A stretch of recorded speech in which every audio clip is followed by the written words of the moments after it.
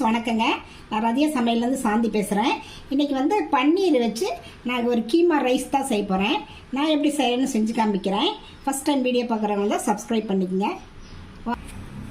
வாங்க வீடியோக்குள்ளே போகலாம். ஒரு சட்டியில் எண்ணெய் ஊற்றி வச்சுருக்கேங்க. 2 டேபிள் ஸ்பூன் வந்து ஆயில் விட்டுக்கலாம். நெய் ஒரு டேபிள் ஸ்பூன் ஊற்றிக்கலாங்க. 3 ஸ்பூன் மொத்தம் பாருங்கள். எண்ணெய் காஞ்சிருச்சு. பட்டை 2, கிராம்பு 2, ஏலக்காய் 2, ஒரு கல்பாசி ஒரு பீஸு இது போட்டிருக்கேங்க. பொரியட்டும். பெரிய வெங்காயம் 1 பொடிசா நறுக்கியிருக்கேன், அதை இதில் சேர்த்துக்கலாம்.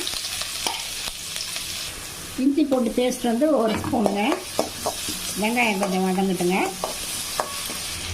5 பீன்ஸ் பொடிசா நறுக்கி வச்சுருக்கேன், அதை ஆட் பண்ணிக்கிறேன். கேரட் 1 பெருசாக 1 அது பொடியாக நறுக்கிட்டேன், அது இதோட சேர்த்துக்கலாங்க. இதெல்லாம் ஒரு 2 நிமிஷம் வதங்கினா போதும். இது கூட ஒரு பச்சை மிளகா பொடிசா நறுக்கி வச்சுருக்கேன், அதை இதோட சேர்த்துக்கலாம். வரமிளகா தூள் அது 1 ஸ்பூனு. கரம் மசாலா அது ஒரு அரை டீஸ்பூனுங்க. இதுக்கு வந்து நம்ம அளவாக உப்பு போட்டுக்கலாம்.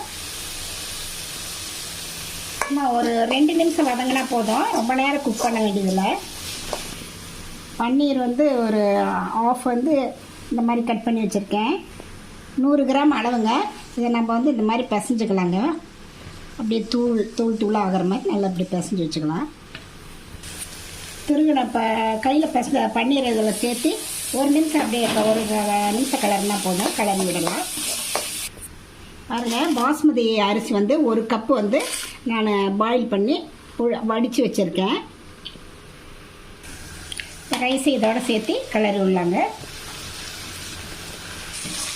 ரைஸோட இந்த பன்னீர்லாம் நல்லா சேர்கிற மாதிரி ஒரு கிளறி விடலாங்க.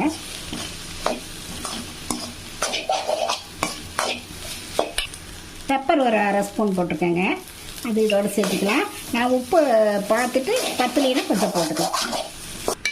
பாருங்கள், அவ்வளோதான், ரெடி ஆயிடுச்சு. சும்மா 1 நிமிஷத்தில் இருந்தால் போதும். கொஞ்சம் மல்லி இலை தூவிக்கலாம். இது ஸ்ப்ரிங் ஆனியன் அது கொஞ்சம் கட் பண்ணி வச்சுக்கேன், அதை இதோட சேர்த்துக்கலாங்க. சேர்த்துட்டு ஒரு கிளறிட்டு ஸ்டவ் ஆஃப் பண்ணிடலாம். அவ்வளோதான். பாருங்கள், கீமா ரைஸ் எப்படி இருக்குன்ட்டு பாருங்கள். இது வந்து பன்னீர் வந்து ரொம்ப உடம்புக்கு நல்லது. குழந்தைங்களுக்கு நீங்கள் அடிக்கடி இது மாதிரி செஞ்சு கொடுத்தீங்கன்னா ரொம்ப நல்லது. பாதி பன்னீரை நான் வந்து கிரேவி மாதிரி பண்ணியிருக்கேன். இது கூட ரைட்டாக வச்சுருக்கேன். நீங்களும் இது மாதிரி ட்ரை பண்ணி பார்த்துட்டு எப்படி இருக்குன்னு ரதியா சமையலுக்கு சப்ஸ்கிரைப் பண்ணுங்கள், லைக் பண்ணுங்கள், ஷேர் பண்ணுங்கள். அடுத்த வீடியோவில் வேறு ரெசிபியோடு சந்திக்கிறேன்.